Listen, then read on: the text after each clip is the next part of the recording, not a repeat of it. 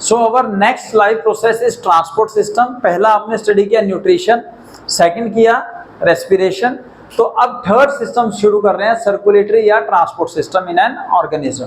So what is transport system? जैसा आप सब जानते हैं कि हमारी बॉडी या फिर किसी भी तरह का ऑर्गेनिज्म जो है उसकी बॉडी को हर एक essential substance like water, food, glucose, oxygen, carbon dioxide, इनकी रिक्वायरमेंट होती है या इनको मेटाबोलाइज करने के बाद बॉडी के अंदर रेगुलेट करना होता है। ये कह लीजिए बॉडी के अंदर जहां जरूरत है वहां पहुंचाना है और जहां जरूरत नहीं है वहां से उस चीज को निकालना है।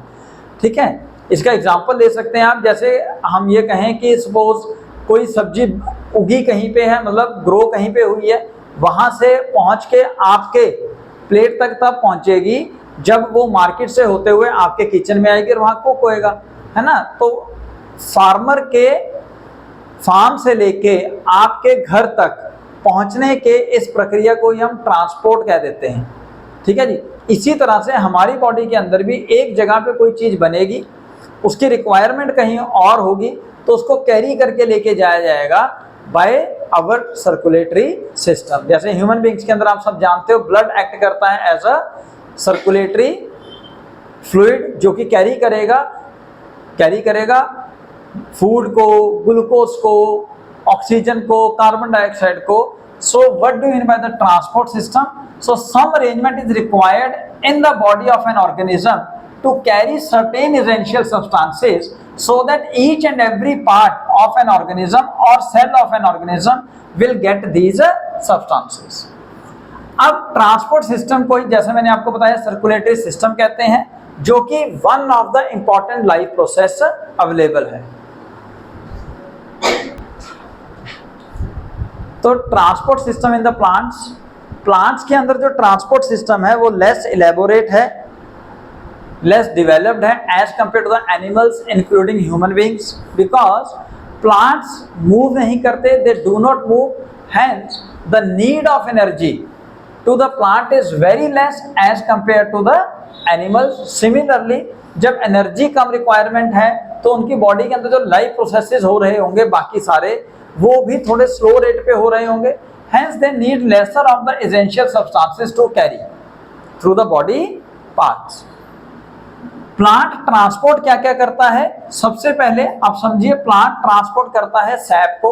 सैप एक एसेंशियल फ्लूइड है which has been transported to all the body parts from the ground.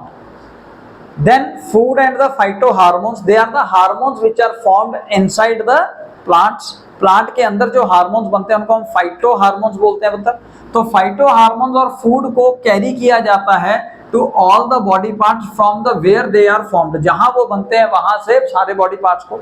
इसी तरह से जो एक्सक्रीटरी पार्ट होता है, जैसे कार्बन डाइऑक्साइड हो गया है ना आफ्टर रेस्पिरेशन, ऑक्सीजन हो गया आफ्टर फोटोसिंथेसिस, तो उनको भी इसी तरीके से ट्रांसपोर्ट करना जाता है।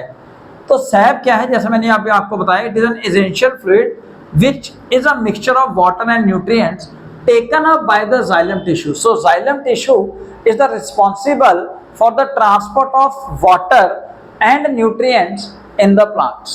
Plants के अंदर xylem tissue responsible होता है water और nutrients को transport करने के लिए, और phloem tissue is the responsible to carry the food and various chemicals or hormones which are formed in the plants. ये याद रखिए पुत्र, ठीक है। सो ट्रांसपोर्ट सिस्टम इन प्लांट्स के अंदर सबसे पहले जाइलम को स्टडी करेंगे। जाइलम वो टिश्यू है जो वाटर और न्यूट्रिएंट्स को सॉइल से प्लांट के सारे बॉडी पार्ट्स में पहुंचाता है। So it conduct water and nutrient from the soil to the body parts of the plants. Xylem consist of 4 type of cell. Xylem के अंदर 4 तरह के सेल हैं पुत्र, xylem fiber, xylem parenchyma, xylem vessel and tracheids. इसके अंदर से xylem vessel और ट्रैकिड्स को ट्रैक्री एलिमेंट्स भी कहा जाता है, because these two plays a important role in the conduction of water and nutrients. Xylem fiber और जाइलम पैरेन्काइमा जो हैं ये हेल्प करते हैं जाइलम वेसल, ट्रैकिड्स और प्लांट को अपराइट खड़ा होने में, सीधा खड़ा होने में स्ट्रेंथ प्रोवाइड करवाते हैं। तो इसके अलावा जो जाइलम पैरेन्काइमा है, it is the only living cell in the xylem rest all are the dead cell which are made up of cellulose or lignin. Cellulose और lignin जो है they are specialized hard and thick substances.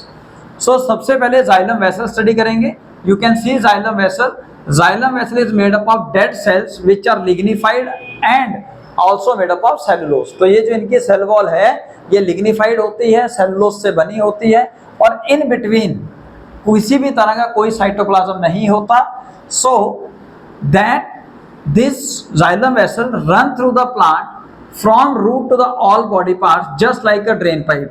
तो open drain pipe की तरह ये run करेगा because they do not have open ends. पहली बात इनके जो पिट्स हैं, एक मिनट, पहली बात तो ये कि इनके जो एंड्स हैं वो अटैच्ड होते हैं, कनेक्टेड होते हैं और एंड टू एंड कनेक्टेड होने पे जो इनके एंड्स होते हैं दे हैव ओपनिंग्स. इनके पास ओपनिंग होती है जिसकी वजह से they behave like a open drain pipe, एक नाली की तरह काम करेंगे और यहाँ से वाटर जो है या न्यूट्रिएंट्स जो है वो सोक करके ये सारी बॉडी तक पहुँचाएंगे. उसके बाद जैसे यहाँ से सपोज रूट हेयर से इन्होंने रूट्स की मदद से नेगेटिव प्रेशर क्रिएट करके इन्होंने क्या किया, इन्होंने सैप को सक कर लिया. अब सक करके इन्होंने बाकी सारे बॉडी पार्ट्स तक पहुंचाना है, पर जहां से इन्होंने गुजरना है वहां पे तो वाटर और न्यूट्रिएंट्स चाहिए. तो उसके लिए क्या होता है, इनकी जो वॉल होती है वो कहीं कहीं जगहों पे छोटे छोटे पिट्स कैरी करती है, लेकिन उस पिट्स की डायरेक्ट ओपनिंग नहीं होती. Just the pits where lignin is absent, lignin या सेलुलोज एब्सेंट रहेगा यानी कि सिंगल सेल हो जाएगा. So they do not have open pits. Although their cells are connected end to end just like a open drain pipe. Open ends just like behave like a drain pipe. उसके बाद अगर आप बात करें tracheids की, तो tracheids जो है पुत्र they are spindle shaped. Spindle shaped हैं, इनकी वॉल थोड़ी थिक होती है. They are again made up of lignin and cellulose. ये नीचे से और ऊपर से पतले होंगे, बीच में मोटे होंगे. So this is about tracheids. और ट्रैकीड्स के अंदर प्रेजेंट होते हैं ओपन पोर्स, जहां से इन ओपन पोर्स के थ्रू ही बेसिकली जो भी वाटर वगैरह है वो फ्लो करता है एक ट्रैकीड से दूसरे ट्रैकीड्स तक. तो ट्रैकीड्स जो हैं which are dead cells with lignified walls but they do not have open ends. इनके एंड ओपन नहीं है. This is the main point about the xylem tracheids and xylem vessel. तो xylem वेसल और xylem tracheids मिलके mechanism of water और mineral को transport करते हैं by the mechanism that basically occurs in the plants. समझ आया? तो उत्तर अगर आप बात करेंगे सेकंड ट्रांसपोर्ट टिश्यू की, वो है फ्लोएम. फ्लोएम ट्रांसपोर्ट करता है फूड और हार्मोन्स को to the body part from where they are formed in the plants. Phloem 4 cell से बनके बना हुआ, 4 मेन सेल से मिलके बना हुआ है. Phloem fiber, parenchyma, sieve tubes and companion cells. ठीक है, यहाँ पे सिर्फ फ्लोएम फाइबर जो है they are the dead cells, rest all are the living cells. अब इसके अंदर जो मेन ट्रांसपोर्ट का वर्क करती है वो करती है सीव ट्यूब. तो सीव ट्यूब, इसका डायग्राम यहाँ मैंने बनाया है जो कि एक लिविंग सेल है. इसके एंड्स में परफोरेटेड सीव प्लेट्स होती हैं जिनके थ्रू फूड और केमिकल्स या हार्मोन्स जो है वो डिफ्यूज इन और आउट होते हैं.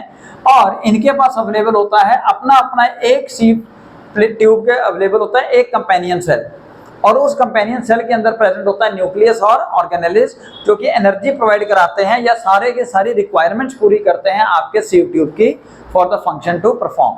सो in short, sieve tubes is that part of the phloem which is made up of living cell having cytoplasm but no nucleus. Sieve tubes की जो सेल वॉल्स होती हैं they are made up of cellulose having no lignin. यहाँ पे किसी भी तरह का लिग्निन नहीं होता. क्लियर हो गया पुत्र? Each sieve tubes has perforated plates called sieve plates and the end for diffusion of the food from one sieve tube to the another. एक sieve tube से दूसरे sieve tube में इन perforated plates के through ही material move करता है. और each tube, हर एक tube के पास एक कंपेनियन सेल है which consists of nucleus and many organelles, so which provide energy and all the requirement to the sieve tubes to carry out the transport of the food, etc. So this is everything about transport system in the plants.